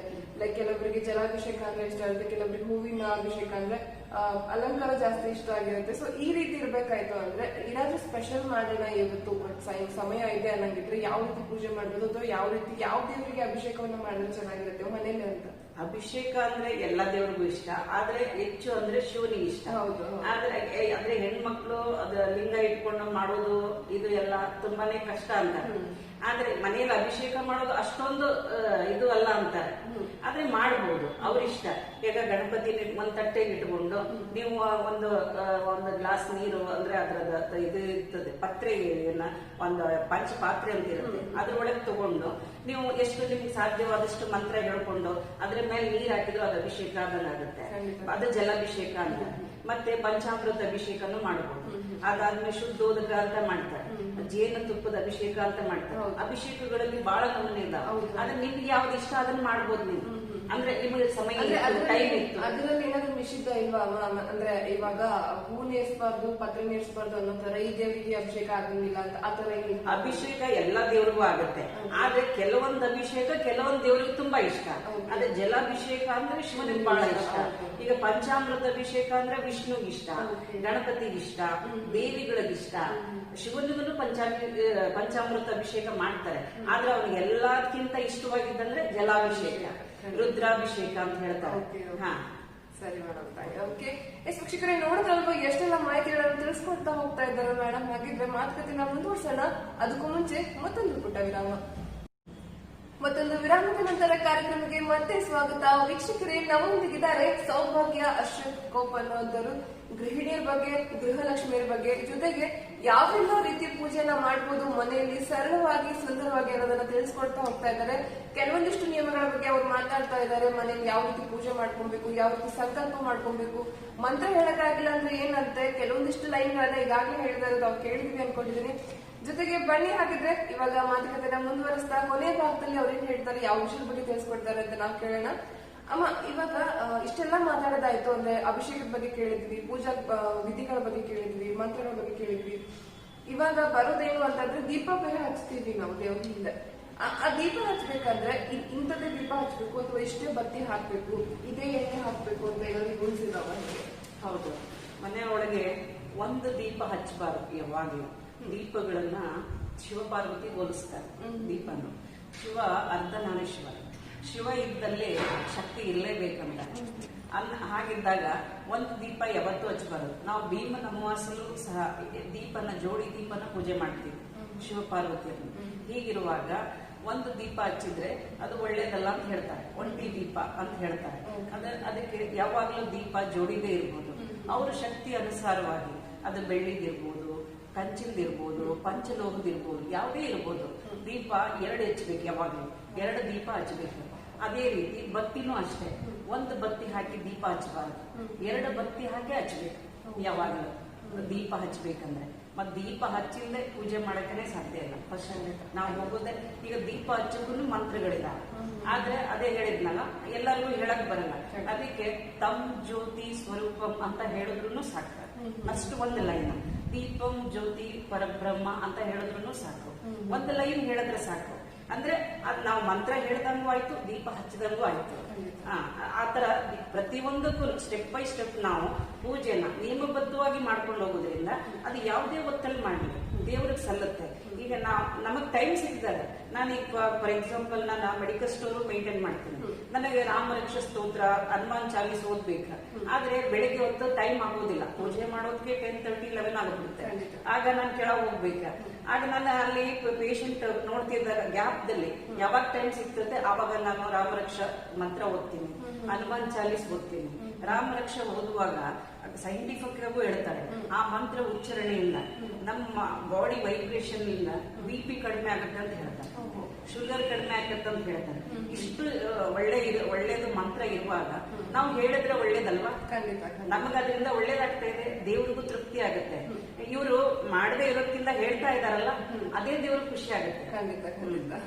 ಎಸ್ ಮೇಡಮ್, ಇವಾಗ ದೀಪಕ್ಕೆ ಇಂಥದ್ದು ಎಣ್ಣೆ ಬಳಸಬೇಕು ಅಂತ ಏನಾದ್ರು ಇದಾವ ಪರ್ಟಿಕ್ಯುಲರ್? ಕೆಲವ್ರು ಏನ್ ಮಾಡ್ತಾರೆ, ಅಡಿಗೆ ಏನ್ ಯೂಸ್ ಮಾಡ್ತಾ ಇರ್ತಾರೆ ಅದೇ ಎಣ್ಣೆನ ಹಾಕ್ತಾರೆ. ಅಂದ್ರೆ ಗೊತ್ತಿರೋದಿಲ್ಲ ಅವರಿಗೆ, ಅಥವಾ ಕೆಲವೊಬ್ರು ತುಪ್ಪದ ದೀಪನೇ ಹಚ್ಚಬೇಕು ಅಂತೆಲ್ಲ ಹೇಳ್ತಾರೆ. ಬ್ರಾಹ್ಮಣ ಅಂದ್ರೆ ಮನೆಯಲ್ಲಿ ಬ್ರಾಹ್ಮಣರು ಜಾಸ್ತಿ ತುಪ್ಪದ ದೀಪಕ್ಕೆ ತುಂಬಾ ಪ್ರಾಶಸ್ತ್ಯವನ್ನ ಕೊಡ್ತಾರೆ. ಅಂದ್ರೆ ಯಾವ್ದು ಸರಿ ಅಮ್ಮ ಅಂತ. ಈಗ ನೋಡ್ರಿ, ಅವರು ತುಪ್ಪದ ದೀಪ ಯಾವುದೂ ಕಾಲಕ್ಕೆ ಸರ್ವಶ್ರೇಷ್ಠ. ಆಕಳ ತುಪ್ಪ ದೀಪ ಹಚ್ಚೋದು ಎಲ್ಲ ದೇವರಿಗೂ ಸೇರುತ್ತಾರೆ. ಆದ್ರೆ ಎಲ್ಲರಿಗೂ ತುಪ್ಪದ ದೀಪ ಹಚ್ಚೋಕ್ಕಾಗಲ್ಲ, ಶಕ್ತಿ ಇರೋದಿಲ್ಲ. ಆದ್ರೆ ಅವರು ಅಂತ ದೀಪ ಹಚ್ಚದೆ ಇರಕ್ಕಾಗಲ್ಲ. ಕೊಬ್ಬರಿ ಎಣ್ಣೆಯಿಂದನೂ ದೀಪ ಹಚ್ಬೋದು. ಕೊಬ್ಬರಿ ಎಣ್ಣೆ ಅಂದ್ರೆ ಶುದ್ಧತೆಯ ಪ್ರತೀಕ ಅಂತ ಹೇಳ್ತಾರೆ. ಶುದ್ಧತೆಯ ಪ್ರತೀಕ ಕೊಬ್ಬರಿ ಎಣ್ಣೆ ಅಂದ್ರೆ. ಅದರಿಂದ ತೆಂಗಿನಕಾಯಿ ಅಂದ್ರೆ ಎಲ್ಲ ದೇವರುಗಳಿಗೂ ಇಷ್ಟ. ಆ ಎಣ್ಣೆಯಿಂದ ದೀಪ ಹಚ್ಚಿದ್ರೆ ತುಂಬಾನೇ ಒಳ್ಳೇದು. ಆಮೇಲೆ ಒಂದೇ ಎಣ್ಣೆ, ತುಪ್ಪ ಇದ್ರೂ ಅದರಲ್ಲಿ ತುಪ್ಪ ಇರ್ಲಿಲ್ಲ ನಮ್ಮ ಮನೇಲಿ, ನಮ್ಗೆ ಸ್ವಲ್ಪ ಪ್ರಮಾಣದಲ್ಲಿ ಐತಂದ್ರೆ ಅದರಲ್ಲಿ ನೀಲಾಂಜನ ಬೆಳಗಿದ್ರು ಸಾಕು. ಒಂದು ಬತ್ತಿ ಇಟ್ಟುಕೊಂಡು ನೀಲಾಂಜನ ತುಪ್ಪದ ಬೆಳಗಿದ್ರು ನಾವು ತುಪ್ಪದ ದೀಪ ಬೆಳಗದಷ್ಟೇ ಪವಿತ್ರವಾಗುತ್ತೆ ದೇವರಿಗೆ, ಅಷ್ಟೇ ಫಲ ಸಿಗುತ್ತೆ. ಆಮೇಲೆ ಅದು ಒಂದೇ ಎಣ್ಣೆ ಅಂತಾರೆ. ಈಗ ನಾವು ಮನೆಯಲ್ಲೇ ನಮಗೆ 5 ತರಹದ ಎಣ್ಣೆಯನ್ನ ಕೂಡಿಸಿ ತಯಾರು ಮಾಡಿ ಇಟ್ಕೊಂಡು ಹಾಕಿದ್ರೆ ಎಲ್ಲ ದೇವರಿಗೂ ಇಷ್ಟ ಆಗುತ್ತೆ. ಕೆಲವೊಂದು ದೇವರಿಗೆ ಕೆಲವೊಂದು ಎಣ್ಣೆ ಇಷ್ಟ. ಆದ್ರೆ ಫಸ್ಟ್ ನಾವು ಯಾವ್ದು ಉಪಯೋಗ ಮಾಡ್ಬೇಕಂತ ತಿಳ್ಕೊಬೇಕು. ಈಗ ಮನೆಯಲ್ಲಿ ಅಡಿಗೆ ಮಾಡ್ತೀವಿ, ಎಷ್ಟೊಂದ್ ಜನಕ್ಕೆ ಗೊತ್ತಿರೋದಿಲ್ಲ ಹೆಣ್ಮಕ್ಳಿಗೆ. ಆ ಅಡಿಗೆ ಮಾಡೋ ಎಣ್ಣೆನೆ ಹಾಕ್ತಾರೆ. ಎಷ್ಟೊಂದ್ ಜನ ನಾ ಕೇಳಿದೀನಿ ಪಾಮಾಯಿಲ್ ಹಾಕ್ತಾರಂತ. ಅದನ್ನಂತೂ ಹಾಕ್ಲೇಬಾರ್ದು. ಯಾಕಂದ್ರೆ ಅದ್ರೊಳಗೆ ಕೌ ಫ್ಯಾಟ್ ಆಡ್ ಮಾಡಿರ್ತಾರ, ಅದ್ರ ಮೇಲೆ ಇದೆ. ಅದಕ್ಕೆ ಆ ತರದೆಲ್ಲ ಹಾಕ್ಬಾರ್ದು. ಆಮೇಲೆ ಅಡಿಗೆಗೆ ಏನ್ ಉಪಯೋಗ ಮಾಡ್ತೀವಿ ಅದನ್ನ ಯಾವತ್ತೂ ನಾವು ದೇವ್ರಿಗೆ ಉಪಯೋಗ ಮಾಡಬಾರ್ದು. ಕೊಬ್ಬರಿ ಈಗ 5 ನಮೂನೆ ಎಣ್ಣೆ ಸೇರಿಸಿ ತಯಾರು ಮಾಡ್ಬೋದು ಅಂತ ಹೇಳಿದೆ ನಾನು. ಅದು ಯಾವ ದೇವ್ರಿಗೂ ಹಚ್ಬೋದು. ಆವಾಗ ನೀವು ತುಪ್ಪ ಇಲ್ಲ, ಆ ಎಣ್ಣೆ ಸಿಗ್ಲಿಲ್ಲ, ಈ ಎಣ್ಣೆ ಸಿಗ್ಲಿಲ್ಲ ಅಂತ ವಿಚಾರ ಮಾಡೋ ಅವಶ್ಯಕತೆನೇ ಇಲ್ಲ. ಎಲ್ಲ ದೇವ್ರಿಗೂ ಸೇರುತ್ತೆ. ಅಮ್ಮ, ಇವಾಗ ನೀವು ಹೇಳಿದ್ರೆ 5 ತರಹದ ಎಣ್ಣೆಗಳನ್ನ ಮಿಕ್ಸ್ ಮಾಡಿ ಹಾಕ್ಬೇಕು ಅಂತ. ಯಾವ್ದು 5 ತರಹದ ಎಣ್ಣೆಗಳನ್ನು ಯಾವ್ದು ಹಾಕ್ಬೋದು, ಅದು ಯಾವ್ದು ಹಾಕ್ಬಾರ್ದು? ಯಾಕೆಂತಂದ್ರೆ 5 ತರಹದ ಎಣ್ಣೆಗಳನ್ನ ಹಾಕ್ಬೇಕು ಅಂದ ತಕ್ಷಣ ಅಲ್ಲೂ ಕೂಡ ಮಿಸ್ಟೇಕ್ಸ್ ಆಗೋ ಚಾನ್ಸಸ್ ಇರುತ್ತೆ. ಯಾಕಂದ್ರೆ ಯಾವ್ದು ಹಾಕ್ಬಾರ್ದು ಅದನ್ನ ಹಾಕಿ 5 ಹಾಕ್ಬಿಟ್ಟು ಅನ್ನುವಂಥದ್ದು ಆ ತರ ಕೂಡ ಆಗೋ ಚಾನ್ಸಸ್ ಇರುತ್ತೆ. ಸೊ ಪರ್ಟಿಕ್ಯುಲರ್ 5 ಎಣ್ಣೆ ಅಂದ್ರೆ ಯಾವ್ದು ಹಾಕ್ಬೇಕು ಅಂತ. ಮೊದಲನೇದಾಗಿ ಕೊಬ್ಬರಿ ಎಣ್ಣೆ, ನಾನು ಅವಾಗಲೇ ಹೇಳಿದೆ, ಅದು ಶುದ್ಧತೆಯ ಪ್ರತೀಕ. ಎರಡನೇದಾಗಿ ತುಪ್ಪ, ನಿಮ್ ಶಕ್ತಿ ಅನುಸಾರವಾಗಿ ಇಷ್ಟೇ ಹಾಕ್ಬೇಕಂತ ಏನಿಲ್ಲ. ನೀವು ಒಂದ್ ಸಣ್ಣ ಪಾಕೆಟ್ ಹಾಕಿದ್ರು ಸಾಕು. ನಾನು ಆಕಳ ತುಪ್ಪ ಸರ್ವಶ್ರೇಷ್ಠ, ಎಲ್ಲಾ ದೇವರಿಗೂ ಸೇರುತ್ತೆ ಅಂತ. ಮೂರನೇದಾಗಿ ಬೇವಿನ ಎಣ್ಣೆ ಅಂತ ಸಿಗುತ್ತೆ. ಈಗ ಇದು ಗಂಧಿಗೆ ಅಂಗಡಿಯಲ್ಲೆಲ್ಲ ಸಿಗುತ್ತೆ ಬೇವಿನ. ಅದು ಒಂದ್ ಸಣ್ಣ ಬಾಟಲ್ ತಂದ್ರೂ ಸಾಕು. ಅದು ಬೇವಿನ ಎಣ್ಣೆ ಅಂದ್ರೆ ಅದು ಹಾಕೋದ್ರಿಂದ ಮನೆಯಲ್ಲಿ ಕಣ್ಣಿಗೆ ಕಾಣದಿದ್ದಂತ ಎಷ್ಟೊಂದು ಸೂಕ್ಷ್ಮ ಜೀವಿ ಇರ್ತವೆ. ಅದೆಲ್ಲ ಅದರಲ್ಲಿ ಆ ದೀಪದ ಹೊಗೆಯಿಂದ ಅದ ನಾಶ ಆಗಿ ನಮ್ಗೆ ಆರೋಗ್ಯನೂ ಒದಗಿಸ್ತದೆ. ನೆಕ್ಸ್ಟ್ ಇದು ಔಡಲ್ ಎಣ್ಣೆ ಅಂತ ಹೇಳ್ತಾರೆ, ಹರಳೆಣ್ಣೆ ಅಂತ ಹೇಳ್ತಾರೆ. ನಮ್ಮಲ್ಲಿ ಹರಳೆಣ್ಣೆ ಅಂತಾರೆ, ಈ ಕಡೆ ಔಡಲ್ ಎಣ್ಣೆ ಅಂತ ಹೇಳ್ತಾರೆ. ಇಂಗ್ಲಿಷ್ ನಲ್ಲಿ ಕ್ಯಾಸ್ಟ್ರೋಲ್ ಆಯಿಲ್ ಅಂತಾನು ಹೇಳ್ತಾರೆ. ಬೇವಿನ ಎಣ್ಣೆ ನೀಮ್ ಆಯಿಲ್ ಅಂತಾರೆ, ಕೆಲವ್ರು ಗೊತ್ತಾಗಲ್ಲ, ನೀಮ್ ಆಯಿಲ್ ಅಂತಾರೆ. ಹೀಗಿರುವಾಗ ಅದರಿಂದ ನಮ್ಮ ಆರೋಗ್ಯ, ಈಗ ಅವ್ರು ಕ್ಯಾಸ್ಟ್ರೋಲ್ ಆಯಿಲ್ ಹಾಕೋದ್ರಿಂದ ಅದು ಮನೆಯಲ್ಲಿ ತಂಪು ನೀಡುತ್ತೆ ಅಂತ ಹೇಳ್ತಾರೆ. ಮನೆಗೆ ಒಂದು ತಂಪು ವಾತಾವರಣ. ಆಮೇಲೆ ದೀಪನ ನಿಧಾನಗತಿಯಲ್ಲಿ ಉರುವಂಗ್ ಮಾಡುತ್ತೆ ಅಂತ ಹೇಳ್ತಾರೆ. ಅದ ಮನೆಗೆ ತಂಪು ಅಂದ್ರೆ ಆ ಮನೆ ಶಾಂತವಾಗಿರ್ಬೇಕು, ಶಾಂತ ರೀತಿಯಲ್ಲಿ ಉರಿತದ ಆ ಎಣ್ಣೆ, ಆ ಬತ್ತಿ. ಅದರಿಂದ ಅದನ್ನ ಹಾಕ್ಬೇಕಂತ ಹೇಳ್ತಾರೆ. 4. 5ನೇದು ಶ್ರೀಗಂಧದ ಎಣ್ಣೆ ಅಂತ ಸಿಗುತ್ತೆ. ಶ್ರೀಗಂಧ ಅಂದ್ರೆ ನಿಮ್ಗೆ ಗೊತ್ತು, ಎಲ್ಲಾ ದೇವರಿಗೂ ಇಷ್ಟ, ಅಷ್ಟು ಪವಿತ್ರವಾದ. ಅದ್ರ ಗಂಧ ಆಗ್ಲಿ ಅದ್ರದ್ದೇನೇ ಇರಲಿ, ಶ್ರೀಗಂಧ ಅಂದ್ರೆ ಪವಿತ್ರವಾದದ್ದು. ಆ ಎಣ್ಣೆ ಸಿಗುತ್ತೆ. ಆ ಎಣ್ಣೆ ಒಂದು ಸಣ್ಣ ಬಾಟ್ಲಿ ತಗೊಂಡ್ರು ಸಾಕು. ಈ 5 ಎಣ್ಣೆ ತಗೊಂಡು ಒಂದು ಪಾತ್ರೆಗೆ ಹಾಕಿ ಒಂದ್ಸಲ ಬಿಸಿ ಮಾಡಿ ಇಟ್ರಂದ್ರೆ ಅದು ಗಟ್ಟಿ ಆಗಲ್ಲ. ಕೆಲವರಿಗೆ ಅದ ಇದಿರುತ್ತೆ ಟೆನ್ಷನ್, ಈ ಕೊಬ್ಬರಿ ಎಣ್ಣೆ ಅಂದ್ರೆ ಗಟ್ಟಿ ಆಗುತ್ತೆ, ಅದು ಗಟ್ಟಿ ಆಗೋಲ್ಲ. ಒಂದ್ಸಲ ಅದು ನೀವು ಬಿಸಿ ಮಾಡಿ ಇಟ್ರಂದ್ರೆ 5 ಎಣ್ಣೆ ಕೂಡಿಸಿ ಗಟ್ಟಿ ಆಗುದಿಲ್ಲ. ಯಾವಾಗ ಬೇಕಾದ್ರೂ ನೀವು ಹಚ್ಚಿರಿ, ಅದು ಎಲ್ಲಾ ದೇವ್ರಿಗೂ ಸೇರುತ್ತೆ. ಇದಕ್ಕಿಂತ ಒಳ್ಳೇದೇನ್ ಬೇಕು? ಖಂಡಿತ ನೋಡಿ, ನಾವು ಆ ಎಲ್ಲಾ ದೇವ್ರಿಗೂ ಇಷ್ಟ ಆಗುತ್ತೆ. ಶ್ರೀಗಂಧದ ಎಣ್ಣೆ ಅಂದ್ರೆ ಲಕ್ಷ್ಮೀ ದೇವಿಗೆ ತುಂಬಾ ಪ್ರೀತಿ, ತುಪ್ಪ ಅಂದ್ರೆ ತುಂಬಾ ಪ್ರೀತಿ ಅವಳಿಗೆ. ನಾವು ಯಾವ ದೇವರನ್ನು ಬೇಕಾದ್ರೂ ಬೇಗ ಒಲಿಸಬಹುದು, ಆದ್ರೆ ಲಕ್ಷ್ಮೀ ದೇವಿ ನಿಲ್ಲಿಸೋದು ತುಂಬಾನೇ ಕಷ್ಟ. ಆಕಿನ ಒಲಿಸ್ಬೇಕಾದ್ರೆ ನಾವು ಸಣ್ಣ ಸಣ್ಣ ಪ್ರಯತ್ನ ಮಾಡ್ಲೇಬೇಕಾಗುತ್ತೆ. ಹೌದು, ಖಂಡಿತ. ಶಿಕ್ಷಕರೇ ನೋಡಿದಲ್ವಾ, ಎಷ್ಟೆಲ್ಲ ಮಾಹಿತಿಗಳನ್ನ ಕೊಡ್ತಾ ಹೋದ್ರು ದೀಪಗಳ ಬಗ್ಗೆ, ಹಾಗೂ ದೀಪ ಹಚ್ಚಬೇಕಾದ್ರೆ ಯಾವ ಎಣ್ಣೆನ ಯೂಸ್ ಮಾಡ್ಬೇಕು ಅನ್ನೋದ್ರ ಬಗ್ಗೆ. ಅಮ್ಮ, ಇವಾಗ ಕೊನೆಯದಾಗಿ ಇನ್ನೊಂದು ಏನ್ ಬರುತ್ತೆ ಪ್ರಶ್ನೆ ಅಂತ ಅಂದ್ರೆ, ಕೆಲವೊಂದು ಹಬ್ಬಗಳಲ್ಲಿ ಕೆಲವೊಂದು ಆಚಾರ ವಿಚಾರಗಳಲ್ಲಿ ಕುಂಬಳಕಾಯಿ ದೀಪ ಹಚ್ತಾರೆ, ಬೆಟ್ಟಗುಲಿ ದೀಪ, ಆಮೇಲೆ ನಿಂಬೆಹಣ್ಣಿನ ದೀಪ, ಈ ರೀತಿ ಕೆಲವೊಂದಿಷ್ಟು ಹಣ್ಣುಗಳಲ್ಲಿ ತರಕಾರಿಗಳಲ್ಲಿ ದೀಪವನ್ನು ಹಚ್ಚುವಂತಹ ಒಂದು ಪದ್ಧತಿ ಇದೆ. ಕೆಲವರು ಏನ್ ಮಾಡ್ತಾರೆ ಅಂದ್ರೆ ಮನೆ ಬಾಗಿಲು ಮುಂದೆನೆ ದೀಪ ಹಚ್ಚುವುದು ಅಥವಾ ತುಳಸಿ ಮುಂದೆ ಬೆಟ್ಟದಲ್ಲಿ ದೀಪ ಹಚ್ತಾರೆ. ಸೊ ಇದು ಎಷ್ಟು ಮಟ್ಟಿಗೆ ಸರಿ ಅಥವಾ ತಪ್ಪು? ಅಂದ್ರೆ ಮನೆ ಮುಂದೆ ಆ ರೀತಿ ದೀಪಗಳನ್ನು ಹಚ್ಚಬಹುದಾ? ಈಗ ಮನೆ ಮುಂದೆ ತುಳಸಿ ಮುಂದೆ ನೆಲ್ಲಿಕಾಯಿ ದೀಪ ಹಚ್ಬೋದು, ಅದು ಓಕೆ, ಅದು ಮಾಡ್ಬೋದು. ಅದು ಮನೆಯಿಂದ ಹೊರಗೂ ಇರುತ್ತೆ. ಅದು ನೆಲ್ಲಿಕಾಯಿ ಅಂದ್ರೆ ವಿಷ್ಣುನ ರೂಪ ಅಂತ ಹೇಳ್ತಾರೆ, ವಿಷ್ಣುನ ಅವತಾರ ಅಂತಾನು ಹೇಳ್ತಾರೆ. ನೆಲ್ಲಿ ಮರ, ನೆಲ್ಲಿಕಾಯಿ ಅಂತಂದ್ರೆ ಆಗ ತುಳಸಿ ಓಕೆ. ಬಟ್ ಮನೆ ಒಳಗೆಲ್ಲ ಲಿಂಬೆ ಹಣ್ಣಿನ ದೀಪ ಹಚ್ಚುವಂಗಿಲ್ಲ. ಯಾಕಂದ್ರೆ ಲಕ್ಷ್ಮೀ ದೇವಿಗೆ ಲಿಂಬೆ ಹಣ್ಣಿನ ದೀಪ ನಡೆಯುವುದಿಲ್ಲ. ಅದು ದೇವಸ್ಥಾನಗಳಲ್ಲೇ ಮಾಡ್ಬೇಕು, ಅದು ಶಕ್ತಿ ದೇವತೆಗೆನೆ ಮಾಡ್ಬೇಕು. ಅಂದ್ರೆ ಬನಶಂಕರಿ, ಕಾಳಿ ಮಾತಾ, ದುರ್ಗಾದೇವಿ, ಹೀಗೆ ಶಕ್ತಿ ದೇವತೆಗೆ ಲಿಂಬೆ ಹಣ್ಣಿನ ದೀಪ. ಅದಕ್ಕೂ ಒಂದು ಟೈಮ್ ಇದೆ, ರಾಹು ಕಾಲ ಅಂತ ಬರುತ್ತೆ. ಆ ಟೈಮಲ್ಲೇ ಹಚ್ಬೇಕು, ಬೇರೆ ಟೈಮಲ್ಲಿ ನಡೆಯಂಗಿಲ್ಲ, ಬೇರೆ ಟೈಮಲ್ಲಿ ಹಚ್ಚಬಾರ್ದು. ಈ ಕುಂಬಳಕಾಯಿ ಹೇಳಿದ್ರೆ, ಕುಂಬಳಕಾಯಿ ಎಲ್ಲಾ ದಿವಸನೂ ಹಚ್ಚೋದಿಲ್ಲ. ಯಾವಾಗ ಈಗ ದೊಡ್ಡ ದೊಡ್ಡ ಪೂಜೆ ಮಾಡ್ತಾರೆ, ದಸರಾ ಮಾಡ್ತಾರೆ, ದೊಡ್ಡ ದೊಡ್ಡ ಇದು ಆಫೀಸ್ ಇರುತ್ತೆ, ಆಮೇಲೆ ವಾಹನಗಳಿರ್ತವೆ, ಇಂಥದ್ರೊಳಗೆ ದೀಪ ಹಚ್ಚಿ ಪೂಜೆ ಮಾಡಿ ಅದ್ರ ಮುಂದೆ ಹೊಡಿತಾರೆ. ಆದ್ರೆ ಮನೆಯಲ್ಲಿ ಕುಂಬಳಕಾಯಿ ದೀಪ ಹಚ್ಚೋದು ಅದು ಅಷ್ಟು ಸರಿಯಲ್ಲ ಅನ್ಸುತ್ತೆ. ಶಿಕ್ಷಕರೇ ನೋಡಿದ್ರಲ್ವ ಎಷ್ಟೆಲ್ಲ ಒಂದು ಇಂಚಿಂಚು ಮಾಹಿತಿಯನ್ನು ಕೊಡ್ತಾ ಹೋದ್ರು, ತಮ್ಮ ಮುಂದೆ ಎಷ್ಟೆಲ್ಲ ವಿಚಾರಗಳನ್ನ ಬಿಚ್ಚಿಡ್ತಾ ಹೋದ್ರು. ಅಂದ್ರೆ ಪ್ರತಿದಿನ ನಾವು ಯಾವ ರೀತಿ ಪೂಜೆ ಮಾಡ್ಬೇಕು, ಯಾವ ರೀತಿ ಮನಸ್ಸಂಕಲ್ಪ ಮಾಡ್ಬೇಕು, ಯಾವ ರೀತಿ ಒಂದೊಂದೇ ಮಂತ್ರ, ಒಂದೊಂದೇ ಲೈನ್ ಅಲ್ಲಿ ಇರುವಂತ ಒಂದೊಂದೇ ಮಂತ್ರಗಳನ್ನ ಹೇಳ್ತಾ ಹೋದ್ರು. ಅಂದ್ರೆ ಇಡೀ ಗ್ರಾಮದಲ್ಲಿ ಎಷ್ಟೆಲ್ಲ ದೇವತೆಗಳಿದ್ದಾರೆ, ಇಷ್ಟು ದೇವತೆಗಳಿಗೆ, ಕುಲದೇವತೆಗಳಿಗೆ, ಹಾಗೆ ನಾವೇನ್ ಪೂಜಾ ಮಾಡ್ತಾ ಇರ್ತೀವಿ ಅದಕ್ಕೆ ಗಂಗಾ ಸ್ನಾನ ಬೇಕು ಅಂತ ಹೇಳ್ತಾರೆ, ಪಾವಿತ್ರತೆ ತುಂಬಾ ಮುಖ್ಯ ಅಂತ ಹೇಳ್ತಾರೆ. ಸೊ ನಾವು ಅದನ್ನ ಸಂಕಲ್ಪ ಮಾಡ್ಕೊಂಡು ಮನಸ್ಸಲ್ಲಿ ನಾವು ಗಂಗಾ ಸ್ನಾನ ಮಾಡ್ತಾ ಇದ್ದೀವಿ ಅನ್ನೋ ರೀತಿ ನೆನೆಸ್ಕೊಂಡ್ಬಿಟ್ಟು ಸ್ನಾನ ಮಾಡಿದ್ರೆ ಅದೇ ಪವಿತ್ರವಾದದ್ದು ಅಂತ ಹೇಳ್ತಾರೆ. ಜೊತೆಗೆ ಯಾವೆಲ್ಲ ಎಣ್ಣೆಗಳನ್ನ ಬಳಸಬೇಕು, ಯಾವ ಪತ್ರೆಗಳನ್ನ, ಯಾವ ಅಭಿಷೇಕಗಳನ್ನ ಮಾಡ್ಬೇಕು, ಹೀಗೆ ಪ್ರತಿಯೊಂದನ್ನು ಕೂಡ ಹೇಳ್ತಾ ಹೋಗಿದ್ದಾರೆ. ಬಹುಶಃ ನಾವು ಈ ಎಪಿಸೋಡ್ ನಲ್ಲಿ ಯಾವ ವಿಚಾರನೂ ಬಿಟ್ಟಿಲ್ಲ ಅನ್ಕೋತೀವಿ. So thank you so much madam, ನಮ್ಮ ಜೊತೆ ಬಂದ್ಬಿಟ್ಟು ನೀವು ಮಾತಾಡಿ ನಿಮ್ಮ ಟೈಮನ್ನ ಕೊಟ್ಟಿದ್ದಕ್ಕೆ, ಇಷ್ಟೆಲ್ಲ ವಿಚಾರಗಳನ್ನ ನಮ್ಮ ವೀಕ್ಷಕರಿಗೆ ತಿಳಿಸ್ಕೊಟ್ಟಿದ್ದಕ್ಕೆ. ವೀಕ್ಷಕರೇ, ಈ ಕೊನೆಗೆ ಏನಂತ ಹೇಳಕ್ಕೆ ಇಷ್ಟಪಡ್ತೀರಾ? ಇಷ್ಟೊತ್ತು ಗೃಹಲಕ್ಷ್ಮಿ ಕಾರ್ಯಕ್ರಮಕ್ಕೆ ನನ್ನನ್ನು ಕರೆದ ನಮ್ಮ ವೀಕ್ಷಕರಿಗೆ ತನ್ನ ತಿಳಿದಷ್ಟು ಮಾಹಿತಿಯನ್ನ ಹೇಳೋಕೆ ಅವಕಾಶ ಮಾಡಿಕೊಟ್ಟಂತ MP ನ್ಯೂಸ್ ಅವರಿಗೆ ತುಂಬಾ ಧನ್ಯವಾದಗಳು. Thank you so much madam, ತಮಗೂ ಕೂಡ ಧನ್ಯವಾದಗಳು. ಇಷ್ಟೆಲ್ಲ ಉಪಯುಕ್ತ ಮಾಹಿತಿಗಳನ್ನ ನಮ್ಮ ವೀಕ್ಷಕರವರೆಗೂ ತಲುಪಿಸಿದ್ದಕ್ಕೆ. ವೀಕ್ಷಕರೇ, ಇದಾಗಿತ್ತು ಇವತ್ತಿನ ಗೃಹಲಕ್ಷ್ಮಿಯ ವಿಶೇಷ ಸಂಚಿಕೆ. ಮತ್ತೊಬ್ಬ ಗೃಹಿಣಿಯೊಂದಿಗೆ, ಮತ್ತೊಬ್ಬ ಗೃಹಲಕ್ಷ್ಮಿಯೊಂದಿಗೆ ತಮ್ಮ ಮುಂದೆ ಮತ್ತೆ ಭೇಟಿ ಆಗ್ತೀನಿ. ಅಲ್ಲಿವರೆಗೂ ನೋಡ್ತಾ ಇರಿ MP ನ್ಯೂಸ್ ಕನ್ನಡ. ನಿಮ್ಮ ಸುದ್ದಿಗೆ ನಾವು ಸದಾ ಸಿದ್ಧ. Subscribe our channel, click the bell icon and like our videos.